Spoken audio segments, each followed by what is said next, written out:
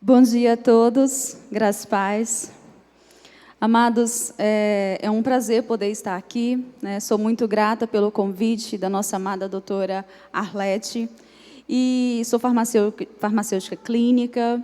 Vamos falar um pouquinho sobre a medicação que é utilizada no autismo, tá? O slide, por favor.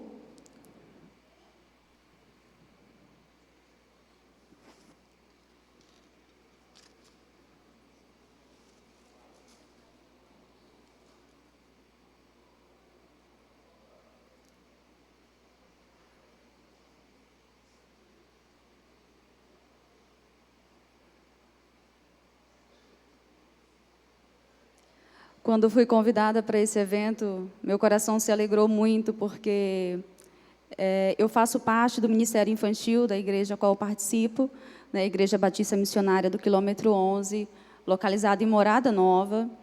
Está aqui com a gente os meus líderes, também meu esposo. E isso, para mim, está sendo algo muito novo. Tenho aprendido muito aqui nesta manhã, acredito que todos vocês também. E quero também aqui compartilhar um pouquinho do meu conhecimento, né? Vamos falar sobre a medicação, apesar de todas as suas reações adversas. Vamos conhecer um pouquinho aqui sobre elas também. Vamos também abordar sobre o seu mecanismo de ação, né? Vamos entender como ela funciona no nosso organismo, as suas reações neurobiológicas. Pode passar. O meu slide é cheio de efeitos, gente. Ficou muito legal. E vou precisar que o pessoal ali fique bastante atento, tá? Para estar passando todos os slides. A etiologia do TEA envolve polimorfismos genéticos, causadores de anormalidades neurobiológicas e neuroquímicas, que relacionam o TEA aos distúrbios comportamentais que caracterizam a patologia como hiperatividade, irritabilidade, padrões restritos repetitivos de comportamentos e déficits sociais comunicativos. O TEA pode associar-se a várias manifestações clínicas, como epilepsia, déficits cognitivos, de hiperatividade, que são sintomas aí também que caracterizam o TDAH. As vias de dopamina, glutamina e serotonina são consideradas os alvos moleculares para o desenvolvimento dessas terapias medicamentosas. A dopamina ela está associada, ela está relacionada com a questão dos sentimentos de prazer e também de satisfação do indivíduo. Já a dopamina, o glutamato, ele é um neurotransmissor bastante comum no nosso cérebro, que se encontra em maior quantidade, e ele está relacionado aí com as suas funções cognitivas, como aprendizado, memória. E a serotonina, ela está relacionada ao bem-estar, à felicidade, também na questão do equilíbrio do humor, também está relacionado quanto à questão da digestão, tá? E também regula a questão do ciclo do sono. Então, são em cima desses neurotransmissores que as medicações vão atuar.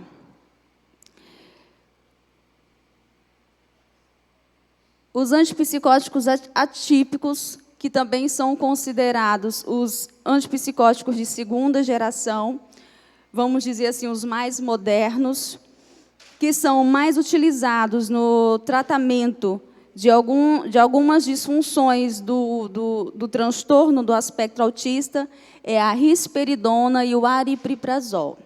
Né? Com certeza, vocês conhecem sobre esses medicamentos, já ouviram falar esses nomes. E vou abordar principalmente esses antipsicóticos atípicos, mas existem outros, como os antipsicóticos de primeira geração, existem os antidepressivos e também existem os estimulantes. Né? Falarei apenas sobre o metilfenidato nesta manhã.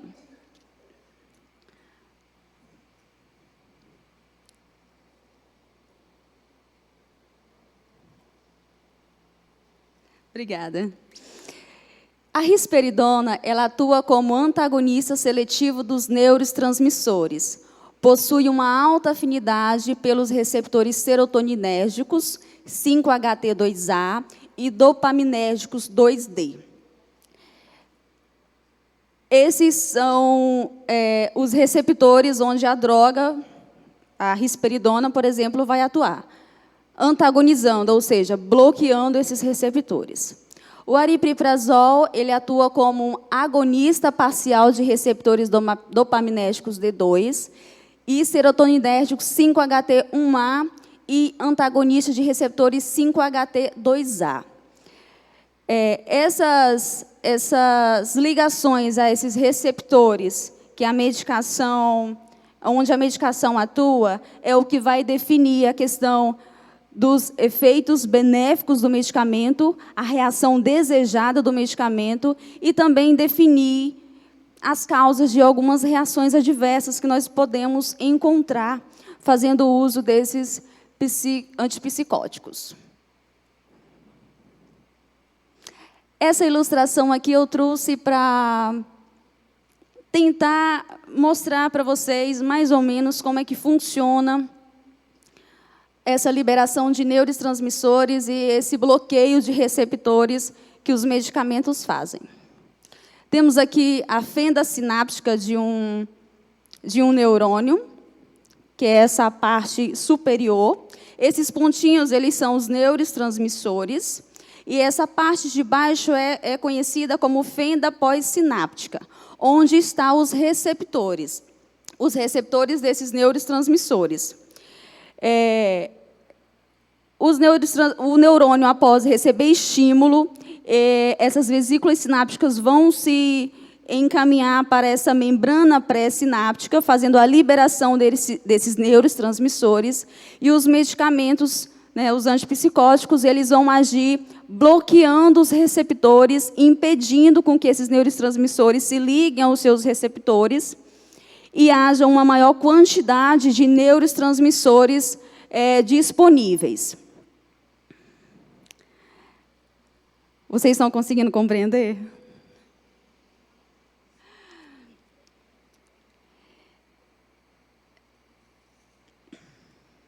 Glória a Deus por isso. E algumas dessas reações adversas, as mais comuns, outras não tão comuns, mas que podem acontecer com o uso dos antipsicóticos, são aí: aumento do apetite e ganho de peso. É uma reação adversa bastante comum, a risperidona principalmente, e tem relação com o tempo de tratamento. Então, quanto maior o tempo do tratamento com os antipsicóticos, maior a probabilidade desse aumento de apetite, ganho de peso. Mas também sabemos que existem outros fatores correlacionados, que está associado à questão da comportamentos alimentares, a questão do sedentarismo também, a não prática de atividades físicas, que pode estar relacionado a algumas dificuldades que o indivíduo com o transtorno pode apresentar. Também existe aí a questão do desequilíbrio hormonal, existe também a questão dos distúrbios metabólicos que pode ocorrer, e que pode levar a esse aumento de peso. A sonolência, ela também é um efeito bastante comum, e, digamos assim, que é um dos principais sintomas que leva à questão da descontinuação do tratamento, porque a sedação, ela causa prejuízos no indivíduo quanto às suas realizações de atividades escolares, atividades terapêuticas, quanto às atividades familiar, esportivas. Então, ele é um dos sintomas muito comum, só que em pacientes que faz o uso da medicação, comparado com aqueles que já fizeram o uso dessa medicação, o efeito da sonolência vai ser um pouco maior do que daqueles que já tiveram contato com o medicamento, já fizeram um tratamento anteriormente com ele. Então, esse efeito de sonolência ele vai ser um pouco menor. né? E ele pode desaparecer ou diminuir a partir da 6ª semana, 8ª semana de tratamento com as drogas antipsicóticas.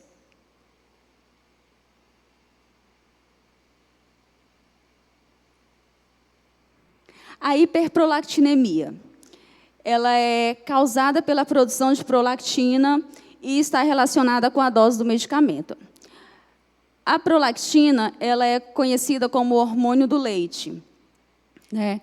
Está relacionada com a quantidade da dose do medicamento. Não é uma reação que vai aparecer, que é muito comum nos antipsicóticos de 2ª geração, porque ele contém alguns benefícios, como, por exemplo, a fraca ligação a receptores de dopamina D2, que vai fazer com que esse sintoma ele não seja de uma forma muito presente em indivíduos que apresentam hiperprolactinemia. Só que, conhecendo um pouquinho da biotransformação dele, ele é metabolizado no fígado pela enzima citocromo P450, que vai transformar ele em seu metabólito principal, que é a 9-hidroxirrisperidona.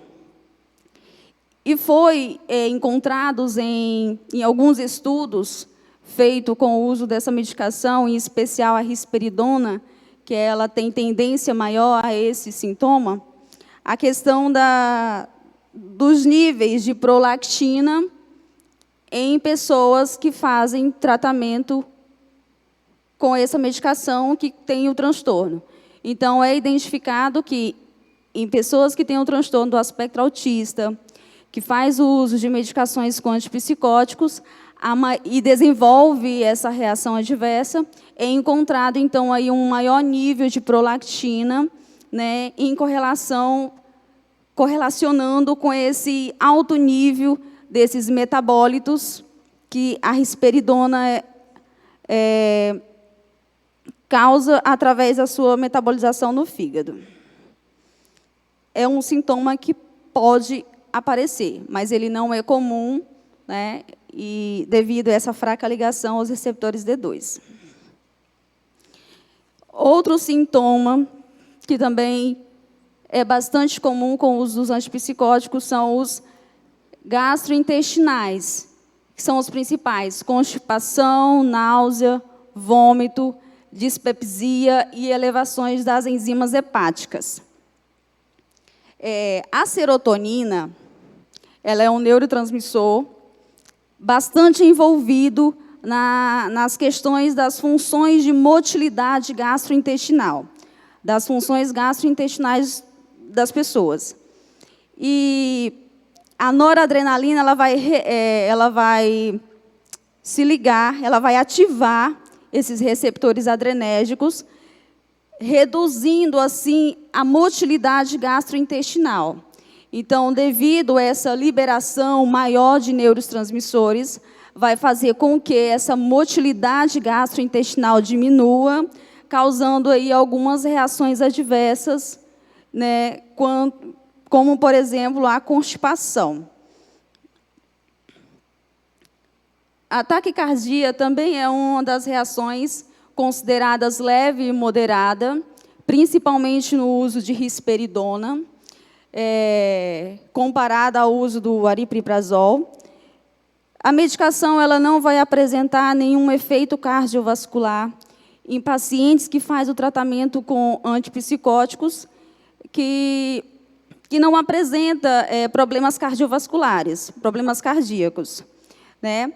E aí pode também estar relacionado com outros fatores, né, que pode levar a essa questão da taquicardia ou problemas cardiovasculares, que está correlacionado à questão mesmo do próprio transtorno, né, devido a essa conjunção de sintomas e de efeitos que ele pode levar, como obesidade, né, aumento do peso, que são fatores que ligam a problemas cardíacos. Mas não está relacionado à questão da medicação de uma forma direta. Vocês estão conseguindo compreender? Os efeitos extras piramidais, que foi, né, bastante abordado aqui, foi falado, né, pela a doutora Sara, que é essa questão da hipercinesia, né, movimentos excessivos, essa questão de movimentos musculares involuntários, também tem a questão de tremores, contrações musculares. São efeitos adversos que a medicação pode apresentar, mas que também não é tão frequente. Esse efeito ele também está correlacionado com a dose do medicamento, devido a essa fraca ligação aos receptores D2, né, dos neurotransmissores de dopamina. Então, vai depender dessa dose utilizada. Pode passar. Ok. O metilfenidato, ele é um psicoestimulante, né, tem aí como nome comercial a Ritalina, Concerta, né, que são os nomes mais conhecidos.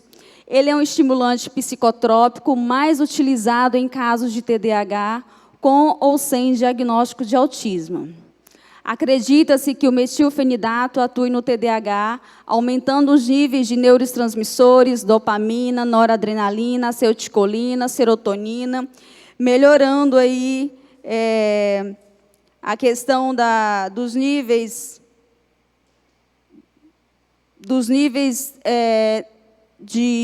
desses neurotransmissores no organismo, né, no cérebro, que ele age a nível de sistema nervoso central, melhorando a questão da atenção, diminuindo a distração, aumentando as funções cognitivas de aprendizado e também de memória, aumenta também a questão da motivação, do desempenho, e ele é mais utilizado quando há diagnóstico de TDAH em indivíduos com transtorno de déficit de atenção e hiperatividade.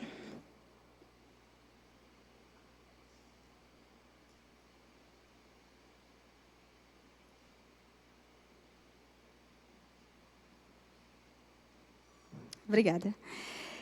O metilfenidato, quando utilizado de uma forma, digamos assim, correta, né? Porque ele, por ser considerado um psicoestimulante, muitas pessoas fazem uso dele de forma, vamos dizer assim, desnecessárias, né? E aqueles que, de fato, fazem uso do medicamento porque necessita da medicação, nós vamos observar algumas mudanças, algumas melhoras nas funções cognitivas, onde ele vai proporcionar potencialização da concentração, melhora no desempenho escolar, redução da inquietude física e mental, maior atenção em atividades cotidianas, menor ocorrência de sono em momentos imprevisíveis, queda da impulsividade, diminuição da perda de foco e de fácil distração. Então, podemos observar aí grandes benefícios no uso do metilfenidato, quando ele é utilizado de forma consciente, de forma recebendo acompanhamento médico.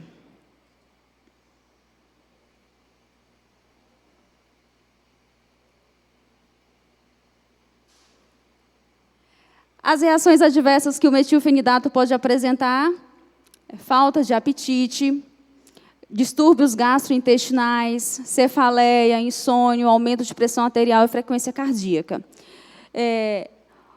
A questão da falta de apetite e insônia, eles são os efeitos adversos mais frequentes no uso do metilfenidato. Quem tem crianças que faz o uso desse medicamento, desse psicoestimulante, consegue identificar isso, né? E quanto à falta de apetite, vale ressaltar aos pais a questão de uma alimentação um pouco mais calórica, também a suplementação com polivitamínicos, né, para poder suprir essa baixa ingesta alimentar, e ele causa também distúrbios gastrointestinais, que pode estar correlacionado com a questão dessa má alimentação, né, porque a pessoa que faz uso dele geralmente não sente muita fome.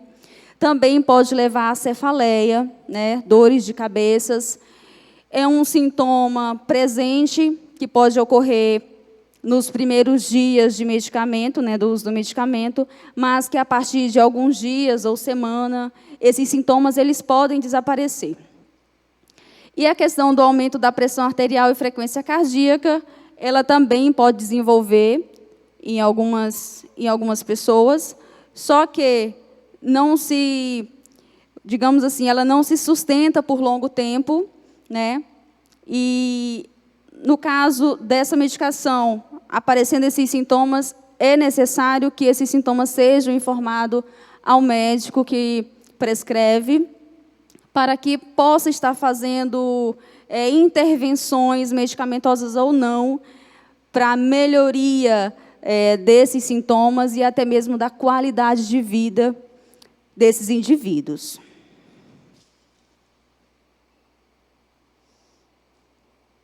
A complexidade do autismo torna tudo à sua volta igualmente complexo. Os antipsicóticos atípicos apresentaram um perfil bastante satisfatório em relação aos efeitos colaterais, mas é necessário que haja um acompanhamento multiprofissional no manejo clínico do tratamento farmacológico do TEA, visto que esses indivíduos são mais suscetíveis aos efeitos adversos dos psicotrópicos, onde o médico vai definir as abordagens medicamentosas de acordo com as necessidades individuais, além de estratégias farmacoterapêuticas que podem ser eficazes nas diminuições dos efeitos adversos. Como foi colocado aqui, existe uma complexidade, uma diversidade muito grande na questão do transtorno do espectro autista. E isso é muito novo, não deveria ser, mas é algo muito novo para a igreja, né? A questão do tratamento, tratamento medicamentoso, ele pode ser um pouco considerado difícil devido às suas reações adversas. E, às vezes, por falta de conhecimento, é feito a descontinuação do tratamento, né? Sendo que é muito importante a questão da regulação, né, dessa transformação neurobiológica que acontece no transtorno, para que o indivíduo tenha uma qualidade de vida, né? Uma qualidade de vida no meio social, no meio familiar, trazendo assim também até qualidade de vida para os pais, para a família, né?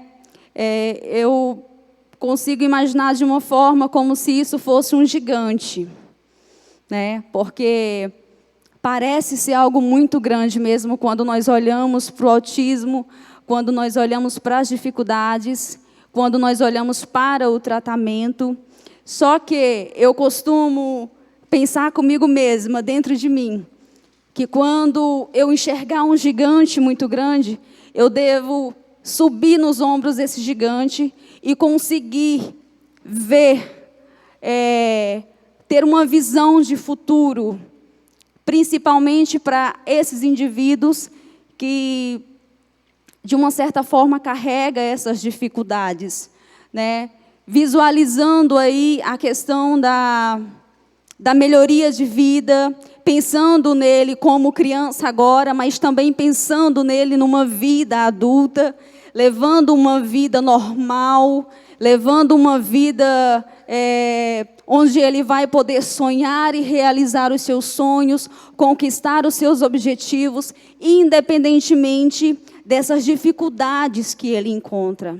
Então, nós não podemos ser omissos no início de vida dessas crianças que carregam algum tipo de transtorno, para que elas não venham carregar, digamos assim, essa dificuldade por toda a vida e achar que ele não pode conseguir, que ele não pode conquistar. E juntamente com todas essas terapias, sendo medicamentosa ou não, como já foi falado aqui anteriormente, o uso de medicamento, o tratamento, o acompanhamento com vários profissionais proporcionando qualidade de vida e bem-estar para esses indivíduos, né? Eu quero agradecer aqui a minha oportunidade, né, que tem sido um desafio para mim também, mas que meu coração se alegra muito em poder contribuir com esse projeto, né, e que o Senhor ele possa abençoar a igreja, que Ele possa abrir a mente da igreja para que possamos avançar nessa questão de inclusão social. Eu agradeço, em nome de Jesus.